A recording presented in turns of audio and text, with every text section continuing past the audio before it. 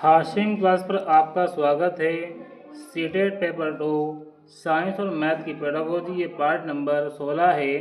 इसमें science pedagogy के 30 question हैं और मैथ पेडागोजी के 30 क्वेश्चन हैं। कुल मिला के जो है 60 क्वेश्चन हैं। पहला सवाल है, विज्ञान शिक्षण का मुख्य उद्देश्य क्या है? ए, केवल तथ्य याद कराना। बी, प्रयोगशाला तक सीमित रखना। सी, वैज्ञानिक दृष्टिकोण एवं जिज्ञासा विकसित करना। डी, परीक्षा में अधिक अंक दिलाना। विकल्प नंबर सी इसका आंसर हो जाएगा। विकल्प नंबर सी इसका आंसर हो जाएगा, वैज्ञानिक दृष्टिकोण एवं जिज्ञासा विकसित करना। सवाल नंबर 2, यदि छात्र यह पूछे कि आकाश नीला क्यों दिखाई देता है, तो विज्ञान शिक्षक का सर्वोत्तम उत्तरदायित्व क्या होगा? ए, उत्तर याद करा देना। बी, प्रश्न को अनदेखा करना। सी, छात्रों से संभावित कारणों पर चर्चा कराना। डी, केवल पुस्तक पढ़ने को कहना। तो विकल्प नंबर सी इसका आंसर हो जाएगा, छात्रों से संभावित कारणों पर चर्चा कराना। सवाल नंबर 3, विज्ञान कक्षा में अवधारणा निर्माण के लिए सबसे प्रभावी विधि कौन सी है? ए, व्याख्यान। बी, रटाना। सी, गतिविधि एवं अन्वेषण आधारित शिक्षण। डी, नोट्स लिखवाना। तो विकल्प नंबर सी इसका आंसर हो जाएगा, गतिविधि एवं अन्वेषण आधारित शिक्षण। सवाल नंबर 4, विज्ञान में कंस्ट्रक्टिविस्ट अप्रोच का आधार क्या है? ए, शिक्षक ज्ञान देता है। बी, छात्र स्वयं ज्ञान का निर्माण करता है। सी, केवल प्रयोगशाला का कार्य। डी, गृह कार्य। विकल्प नंबर बी इसका आंसर हो जाएगा, छात्र स्वयं ज्ञान का निर्माण करता है। सवाल नंबर 5, निम्न में से कौन सा विज्ञान प्रक्रिया कौशल नहीं है? तो यहाँ नेगेटिव की बात है। ए, अवलोकन। बी, वर्गीकरण। सी, अनुमान लगाना। डी, रटना। तो विकल्प नंबर डी आंसर हो जाएगा, रटना। सवाल नंबर 6, विज्ञान प्रयोग से पहले परिकल्पना हाइपोथेसिस बनाने का उद्देश्य है। ए, उत्तर याद करना। बी, संभावित परिणाम का अनुमान लगाना। सी, परीक्षा की तैयारी। डी, समय बचाना। विकल्प नंबर 20 में आंसर हो जाएगा, संभावित परिणाम का अनुमान लगाना। सवाल नंबर 7, यदि अधिकांश छात्र किसी अवधारणा को गलत समझ रहे हैं तो शिक्षक को क्या करना चाहिए? ए, आगे बढ़ जाना। बी, पुनः वैकल्पिक विधि से पढ़ाना। सी, केवल परीक्षा लेना। डी, छात्रों को डांटना। विकल्प नंबर 20 का आंसर हो जाएगा, पुनः वैकल्पिक विधि से पढ़ाना। सवाल नंबर 8, विज्ञान शिक्षण में इंक्वायरी बाय लर्निंग का प्रमुख तत्व क्या है? ए, प्रश्न पूछना और जांच करना। बी, रटना। सी, नोट्स लिखना। डी, गृह कार्य। विकल्प नंबर ए इसका आंसर हो जाएगा, प्रश्न पूछना और जांच करना। सवाल नंबर 9, विज्ञान में फॉर्मेटिव असेसमेंट का उद्देश्य है। ए, अंतिम परिणाम देना। बी, सीखने की प्रक्रिया में सुधार करना। सी, केवल अंक देना। बी, विद्यार्थियों की तुलना करना। विकल्प नंबर 20 का आंसर हो जाएगा, सीखने की प्रक्रिया में सुधार करना। सवाल नंबर 10, विज्ञान शिक्षण में स्थानीय संसाधनों का उपयोग क्यों किया जाता है? ए, खर्च बढ़ाने के लिए। बी, सीखने को वास्तविक जीवन से जोड़ने के लिए। सी, समय नष्ट करने के लिए। डी, केवल प्रदर्शन हेतु। विकल्प नंबर 20 का आंसर हो जाएगा, सीखने को वास्तविक जीवन से जोड़ने के लिए। सवाल नंबर 11, विज्ञान में कॉन्सेप्ट मैपिंग मुख्यतः किसके लिए उपयोगी है? ए, रटना। बी, अवधारणाओं के संबंध में समझना। सी, अनुशासन बनाए रखना। डी, गृह कार्य देना। विकल्प नंबर 20 का आंसर हो जाएगा, अवधारणाओं के संबंध समझना। सवाल नंबर 12, वैज्ञानिक दृष्टिकोण विकसित करने के लिए सबसे महत्वपूर्ण गुण है। अब देखिए, इसमें जो है पहला वाला ऑप्शन जो है इसको हम काट देंगे। तो बी है प्रश्न पूछने की प्रवृत्ति। सी, केवल याद करना। डी, नकल करना। तो विकल्प नंबर 20 का आंसर हो जाएगा, प्रश्न पूछने की प्रवृत्ति। सवाल नंबर 13, विज्ञान प्रयोग में नियंत्रण समूह कंट्रोल ग्रुप का उद्देश्य है। समय बचाना। बी, तुलना करना। सी, अंक देना। डी, अनुशासन बनाए रखना। विकल्प नंबर 20 का आंसर हो जाएगा, तुलना करना। सवाल नंबर 14, विज्ञान शिक्षक को छात्रों की त्रुटियों को किस रूप में देखना चाहिए? ए, असफलता। बी, सीखने का अवसर। डी, अनुशासनहीनता। डी जनकाकरण। विकल्प नंबर 20 का आंसर हो जाएगा सीखने का अवसर। सवाल नंबर 15, विज्ञान शिक्षण में ब्लूम टैक्सोनॉमी का उच्चतम स्तर कौन सा है? A remember, B understanding, C apply, D create. विकल्प नंबर डी आंसर हो जाएगा क्रिएट। सवाल नंबर 16, विज्ञान में ऑब्जर्वेशन और इन्फ्रेंस में मुख्य अंतर क्या है? ए दोनों समान हैं, बी ऑब्जर्वेशन पृथक तथ्य है, इन्फ्रेंस निष्कर्ष है, सी ऑब्जर्वेशन अनुमान है, डी इन्फ्रेंस पृथक तथ्य है। विकल्प नंबर 20 का आंसर हो जाएगा ऑब्जर्वेशन पृथक तथ्य है, इन्फ्रेंस निष्कर्ष है। सवाल नंबर 17, विज्ञान में सबसे उपयुक्त मूल्यांकन वह है जो ए केवल लिखित हो, बी ज्ञान कौशल एवं दृष्टिकोण तीनों को मापे, सी केवल मौखिक हो, डी केवल प्रयोगात्मक हो। विकल्प नंबर 20 का आंसर हो जाएगा विज्ञान कौशल एवं दृष्टिकोण तीनों को मापे। सवाल नंबर 19, विज्ञान प्रयोग में सुरक्षा नियमों का पालन क्यों आवश्यक है? ए समय बचाने के लिए, बी दुर्घटना रोकने के लिए, सी अंक बढ़ाने के लिए, डी गृहकार्य कम करने के लिए। तो विकल्प नंबर 20 का आंसर हो जाएगा दुर्घटना रोकने के लिए। सवाल नंबर 20, विज्ञान शिक्षक का सर्वोत्तम मूल्यांकन उपकरण कौन सा है? ए केवल वार्षिक परीक्षा, बी सतत एवं व्यापक मूल्यांकन, सी केवल मौखिक परीक्षा, डी केवल प्रायोगिक परीक्षा। विकल्प नंबर 20 का आंसर हो जाएगा सतत एवं व्यापक मूल्यांकन। सवाल नंबर 21, विज्ञान शिक्षण में लर्निंग बाय डूइंग का संबंध किससे है? ए गतिविधि आधारित अधिगम, बी व्याख्यान, सी रटना, डी नोट्स। विकल्प नंबर ए इसका आंसर हो जाएगा गतिविधि आधारित अधिगम। सवाल नंबर 22, विज्ञान शिक्षण में विद्यार्थियों को पूर्व ज्ञान का महत्व क्यों है? ए समय नष्ट होता है, बी नई अवधारणा उसी पर निर्मित होती है, सी परीक्षा के लिए, डी अनुशासन हेतु। विकल्प नंबर 20 का आंसर हो जाएगा नई अवधारणा उसी पर निर्मित होती है। सवाल नंबर 23, विज्ञान में सबसे प्रभावी प्रश्न कौन सा माना जाता है? ए हाँ ना वाला प्रश्न, बी खुला ओपन एंडेड प्रश्न, सी रटने वाला, डी वस्तुनिष्ठ प्रश्न। इसका विकल्प नंबर जो है बी सही हो जाएगा खुला ओपन एंडेड प्रश्न। सवाल नंबर 24, विज्ञान शिक्षण में सहयोगात्मक अधिगम कोऑपरेटिव लर्निंग का लाभ है? ए प्रतियोगिता बढ़ती है, सी सहयोग एवं सचार कौशल विकसित होता है, सी केवल अंक बढ़ते हैं, डी समस्या अधिक होती है। विकल्प नंबर 20 का आंसर हो जाएगा सहयोग एवं संचार कौशल विकसित होती है। सवाल नंबर 25, विज्ञान में प्रयोग का परिणाम अपेक्षित न आए तो शिक्षक को क्या करना चाहिए? ए प्रयोग रोक देना, बी कारणों का विश्लेषण कराना, सी छात्रों को दोष देना, डी उत्तर बता देना। विकल्प नंबर 20 का आंसर हो जाएगा कारणों का विश्लेषण कराना। सवाल नंबर 26, विज्ञान शिक्षण में सबसे उपयुक्त प्रेरणा क्या है? ए डर, बी जिज्ञासा, सी डर, डी प्रतियोगिता।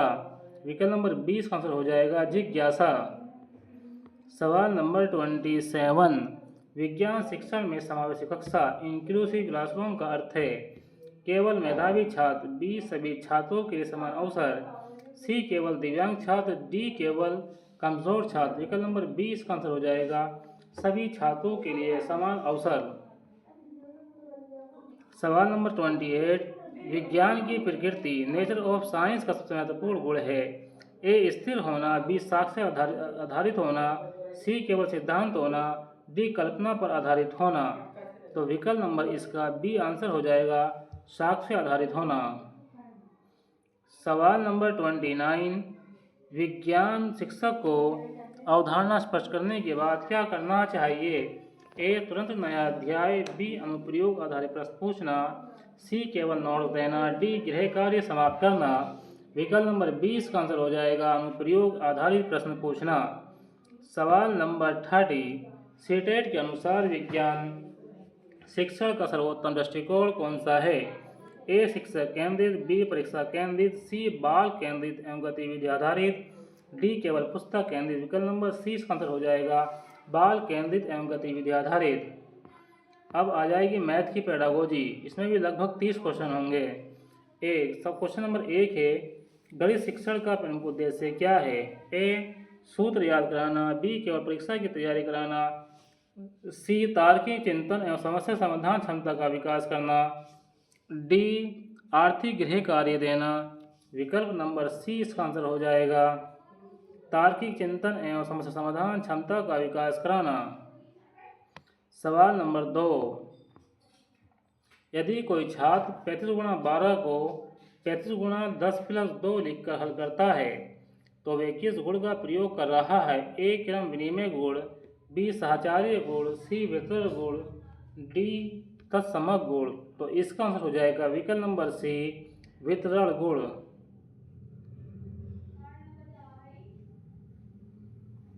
सवाल नंबर 3, गणित में त्रुटियों को शिक्षक को कैसे देखना चाहिए?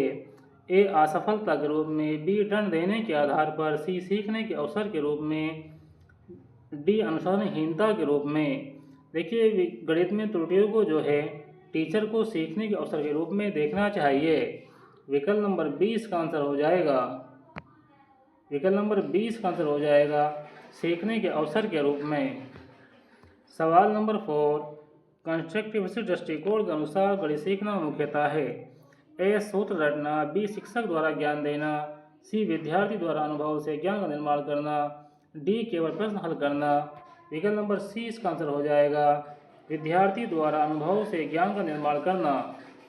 सवाल नंबर 5, निम्न में से कौन सा प्रश्न उच्च स्तरीय चिंतन HOTS को बढ़ावा देता है? ए 8 गुणा 7, बी 49 का वर्गमूल क्या है, सी यदि आयत का क्षेत्रफल समान रहे तो उसकी लंबाई और चौड़ाई में क्या परिवर्तन संभव है, डी 12 + 18। तो विकल्प नंबर जो है सी सही हो जाएगा, यदि आयत का क्षेत्रफल समान रहे तो उसकी लंबाई और चौड़ाई में क्या परिवर्तन संभव है। सवाल नंबर 6, गणित प्रयोगशाला मैथ लैब का मुख्य उद्देश्य क्या है? ए केवल मॉडल प्रदर्शित करना, बी गतिविधि आधारित सीखना, सी गृह कार्य कराना, डी परीक्षा लेना। विकल्प नंबर 20 का आंसर हो जाएगा गतिविधि आधारित सीखना। सवाल नंबर 7, यदि छात्र बिनों की तुलना करने में कठिनाई महसूस करते हैं सबसे प्रभावी रणनीति होगी? ए अधिक प्रश्न याद कराना, बी चित्र एवं संख्या रेखा का प्रयोग करना, सी केवल नियम बताना, डी गृह कार्य बढ़ाना। विकल्प नंबर बी आंसर हो जाएगा, चित्र एवं संख्या रेखा का प्रयोग करना। सवाल नंबर 8, गणित में फॉर्मेटिव असेसमेंट का उद्देश्य है? ए अंतिम अंक देना, बी सीखने की कठिनाइयों की पहचान करना, सी केवल रैंक देना, डी केवल वार्षिक परीक्षा देना। ये फॉर्मेटिव असेसमेंट का जो उद्देश्य होता है ये हो जाएगा विकल्प नंबर बी आंसर हो जाएगा, सीखने की कठिनाइयों की पहचान करना। सवाल नंबर 9, गणित में नंबर साइंस का अर्थ है? ए केवल गिनती करना, बी संख्याओं के परस्पर संबंध एवं उनके लचीले उपयोग को समझना, सी पहाड़े याद करना, डी जोड़ घटाव करना। विकल्प नंबर 20 का आंसर हो जाएगा, संख्याओं के परस्पर संबंध एवं उनके लचीले उपयोग को समझना। सवाल नंबर 10, गणित शिक्षण में मैनिपुलेटिव TLM का उपयोग क्यों किया जाता है? ए समय बिताने के लिए, बी अमूर्त अवधारणाओं को मूर्त रूप से समझाने के लिए, सी अनुशासन बनाए रखने के लिए, केवल प्रदर्शन हेतु। देखिए मैनिपुलेटिव में जो है टीचिंग लर्निंग मटेरियल का उपयोग क्यों किया जाता है? जो अमूर्त अवधारणा है, अवधारणाओं को जो है मूर्त रूप से समझाने के लिए, यानी कि कुछ इस तरह से समझिए, हमें जो है किसी चीज़ के बारे में बात करनी है, यहाँ हमारे पास वो सामान नहीं है जिसके बारे में हम बात कर रहे हैं, यानी कि मान के चलो हम जो है डस्टर के बारे में बात कर रहे हैं लेकिन यहाँ डस्टर नहीं है, तो यहाँ हो जाएगी अमूर्त अवधारणा। अब हम उसके सामने जो है विद्या सामने डस्टर को ले आएँ, यानी कि यहाँ से बात करते करते हम डस्टर पे पहुँच जाए जो वास्तविक में डस्टर है, तो ये हो जाएगा अमूर्त अवधारणाओं को मूर्त रूप से समझाने के लिए। सवाल नंबर 11, निम्न में से कौन सा गणितीय प्रक्रिया कौशल है? ए रटना, बी तर्क करना, सी नकल करना, डी याद करना। विकल्प नंबर 20 का आंसर हो जाएगा तर्क करना। सवाल नंबर 12, यदि छात्र 1/4 और 1/3 में बड़ा भिन्न 1/4 मानता है क्योंकि 4 अधिक है 3 से, तो ये किस प्रकार की त्रुटि है? ए गणना त्रुटि, बी अवधारणात्मक त्रुटि, सी भाषा त्रुटि, डी स्मृति त्रुटि। विकल्प नंबर 20 का आंसर हो जाएगा अवधारणात्मक त्रुटि। सवाल नंबर 13, गणित कक्षा में खुला प्रश्न ओपन एंडेड क्वेश्चन क्यों उपयोगी है? ए केवल उत्तर देता है, बी अनेक रणनीतियों को प्रोत्साहित करता है, सी समय बचाता है, डी कमजोर छात्रों के लिए। विकल्प नंबर 20 का आंसर हो जाएगा अनेक रणनीतियों को प्रोत्साहित करता है। सवाल नंबर 14, गणित सीखने में सबसे महत्वपूर्ण भूमिका किसकी है? ए केवल पाठ्य पुस्तक, बी विद्यार्थियों की सक्रिय भागीदारी, सी केवल शिक्षक का व्याख्यान, डी केवल गृह कार्य। तो सबसे जो गणित सीखने में सबसे महत्वपूर्ण जो भूमिका है वो है विद्यार्थियों की सक्रिय भागीदारी। विकल्प नंबर बी इसका आंसर हो जाएगा।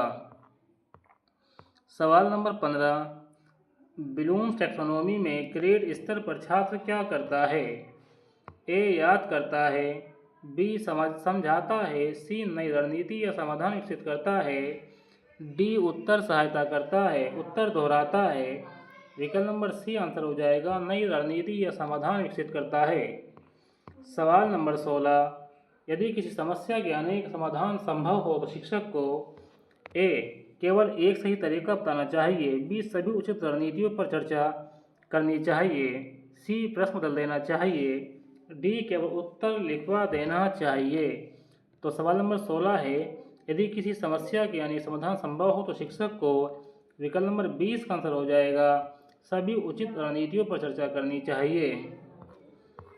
सवाल नंबर 17, गणितीय संप्रेषण मैथमेटिकल कम्युनिकेशन का अर्थ है केवल उत्तर लिखना, बी गणितीय विचारों को स्पष्ट रूप से व्यक्त करना, सी केवल बोलना, डी केवल सुनना। विकल्प नंबर 20 का आंसर हो जाएगा गणितीय विचारों को स्पष्ट रूप से व्यक्त करना। सवाल नंबर 18, निम्न में से कौन सा गणितीय तर्क रीजनिंग का उदाहरण है? ए पहाड़ा सुनाना, बी किसी पैटर्न का नियम बताना, सी जोड़ करना, डी संख्या लिखना। विकल्प नंबर 20 का आंसर हो जाएगा किसी पैटर्न का नियम बताना। सवाल नंबर 19, गणित शिक्षण में स्थानीय परिवेश का उपयोग करने का लाभ है। ए विषय कठिन हो जाता है, बी सीखना वास्तविक जीवन से जुड़ता है, सी समय अधिक लगता है, डी कोई लाभ नहीं होता। विकल्प नंबर 20 का आंसर हो जाएगा सीखना वास्तविक जीवन से जुड़ता है। सवाल नंबर 20, यदि कोई छात्र उत्तर सही देता है लेकिन प्रक्रिया गलत है तो शिक्षक को ए पूर्णांक देने चाहिए, बी प्रक्रिया का विश्लेषण करवाना चाहिए, सी उत्तर स्वीकार नहीं करना चाहिए, डी छात्र को डांटना चाहिए। विकल्प नंबर 20 का आंसर हो जाएगा प्रक्रिया का विश्लेषण करवाना चाहिए। सवाल नंबर 21, गणित में अनुमान का उद्देश्य है ए सटीक उत्तर देना, बी उत्तर की उचित जांचना, सी केवल समय बचाना, डी उत्तर याद कराना। तो विकल्प नंबर 20 का आंसर हो जाएगा उत्तर की उचितता जांचना। विकल्प नंबर 20 का आंसर हो जाएगा।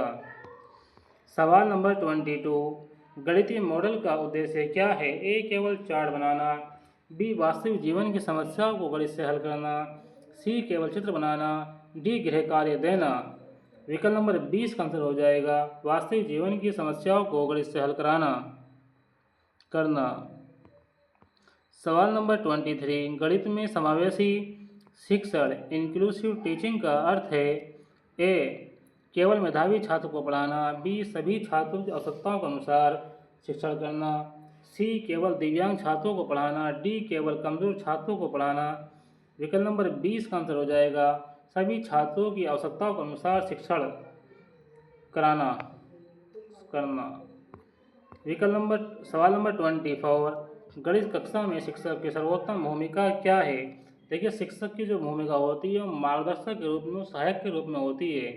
तो सवाल नंबर इसमें ए विकल्प है, ए ज्ञान का एकमात्र स्रोत, बी मार्गदर्शन एवं सहायक, सी परीक्षक, डी अनुशासन अधिकारी।